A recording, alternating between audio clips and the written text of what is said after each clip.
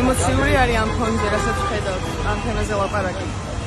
ამდენი წელია პროტესტით ვარ, მე პირადად პროტესტში ვარ, ქუჩაშიც, ჩემი საქმითაც როგორც შემიძლია.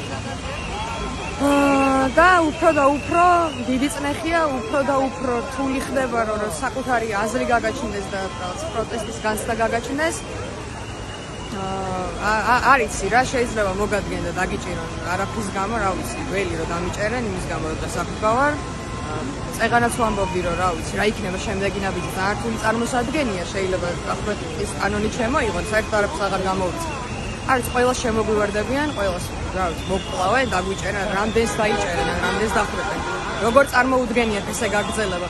თვითონ არიან არალეგიტიმურების, არაკონსტიტუციურების, თვითონ დაარღვეს არაერთი კანონი, კონსტიტუციური უფლება შეგვიზღუდეს არაერთხელ, თვითონ გადაუხვიეს კონსტიტუციიდან და თვითონ არიან დასაჭერები, არათუ ვინმე სხვა. მით უმეტეს ის გულანთებული მოქალაქე, რომელიც გამოდის და ცდილობს რომ გადაარჩინოს თავისი ქვეყნის მომავალი.